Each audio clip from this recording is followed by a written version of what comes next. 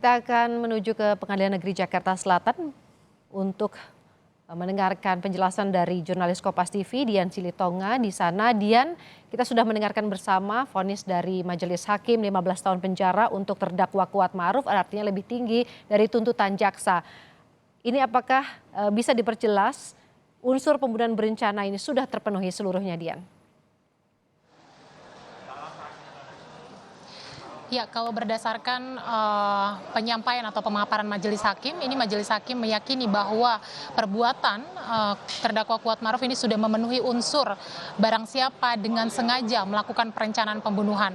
Poin-poin pertimbangan yang tadi disampaikan oleh majelis hakim diantaranya adalah Kuat Ma'ruf diduga terlibat mulai dari Magelang sampai Rumah Saguling hingga pada saat eksekusi Yosua di Rumah Duren 3. Salah satu yang menguatkan majelis hakim adalah Kuat Ma'ruf ini diduga ikut Putri Chandrawati naik ke lantai 3 Rumah Saguling, di mana di tempat atau di lantai 3 Rumah Saguling itulah diduga selain Putri Chandrawati menceritakan soal pelecehan seksual yang ia alami kepada suaminya Ferdy Sambo, di sana juga Putri Chandrawati dan juga Ferdy Sambo menyampaikan atau merencanakan pembunuhan, menyampaikan skenario perencanaan pembunuhan Yosua kepada Kuat Ma'ruf dan kemudian juga disetujui oleh Kuat Ma'ruf, sehingga Kuat Ma'ruf ikut mengawal Putri Chandrawati hingga ke Rumah Duren 3. Bahkan di Rumah Duren 3 majelis hakim juga menilai bahwa Kuat Ma'ruf ini memiliki peran aktif, yakni ikut atau menutup pintu balkon lantai atas Rumah Duren 3, padahal itu bukan tupoksi atau bukan tugasnya, dan kemudian juga Kuat Ma'ruf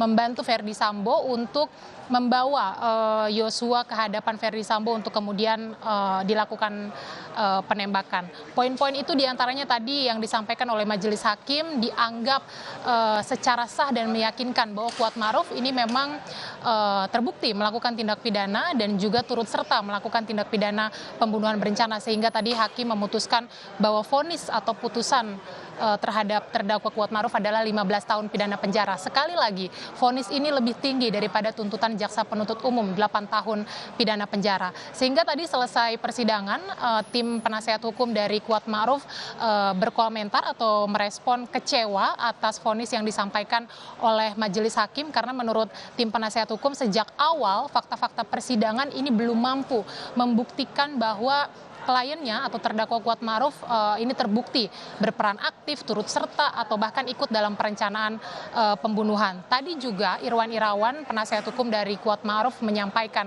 bahwa atau mengomentari poin memberatkan yang disampaikan oleh majelis hakim terhadap Kuat Ma'ruf. Salah satunya adalah karena Kuat Ma'ruf dinilai tidak sopan di persidangan dan berbelit-belit.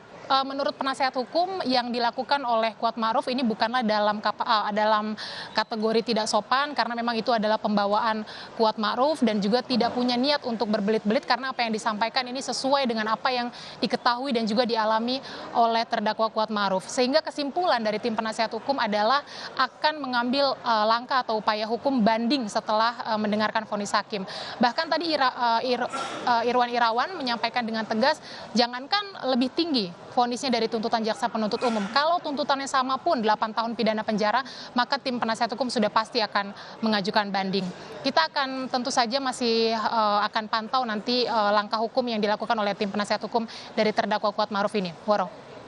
Selanjutnya juga ada sidang vonis dari Ricky Rizal pukul 2 siang nanti. Dian, kita tidak bisa mendahului bagaimana nanti vonisnya akan diberikan oleh majelis hakim. Tapi kalau melihat dari 3 terdakwa sebelumnya, ini di atas dari tuntutan jaksa. Apa Anda juga sempat berbincang dengan penasihat hukum dari Ricky Rizal terkait apa yang kemudian nanti skema yang kemudian akan disiapkan? Seperti tadi juga Anda sempat menyatakan bahwa penasihat hukum dari Kuat Ma'ruf menyatakan jangankan lebih tinggi dari tuntutan jaksa, sama saja mereka akan mengajukan banding.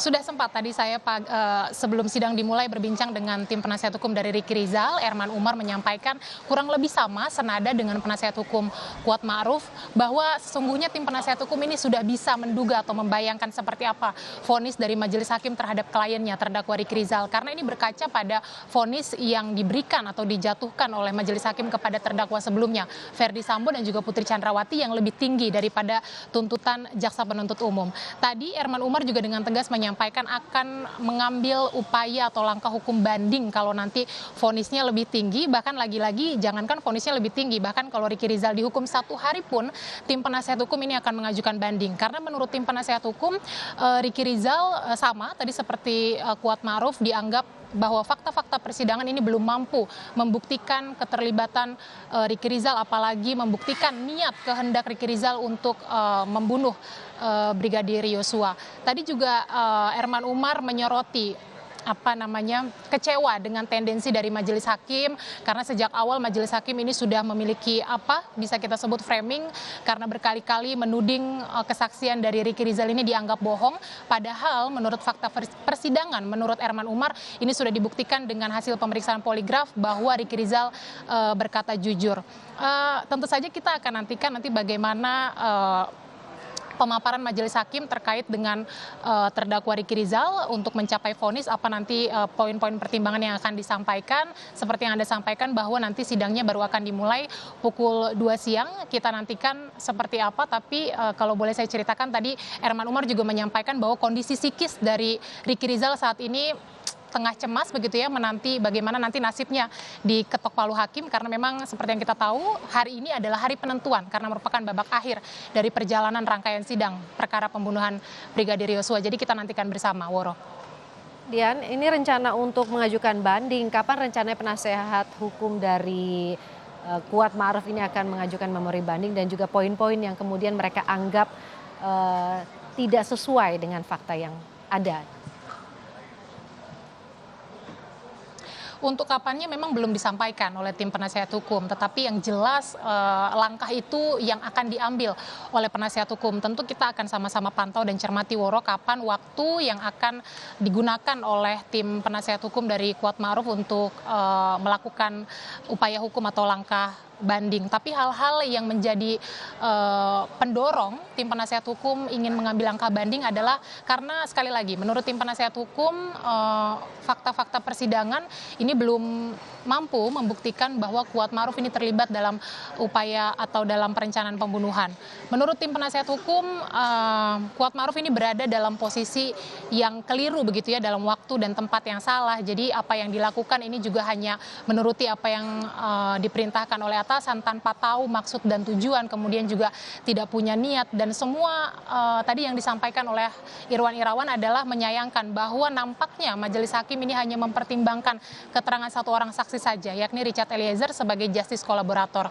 Tentu bagaimana spesifik dan seperti apa lengkapnya poin-poin atau materi yang akan diajukan untuk banding ini akan kita pantau bersama dan tentu akan terus kita konfirmasi kepada tim penasihat hukum. Woro. Terima kasih Dian Silitonga, jurnalis Kompas TV dari Pengadilan Negeri Jakarta Selatan.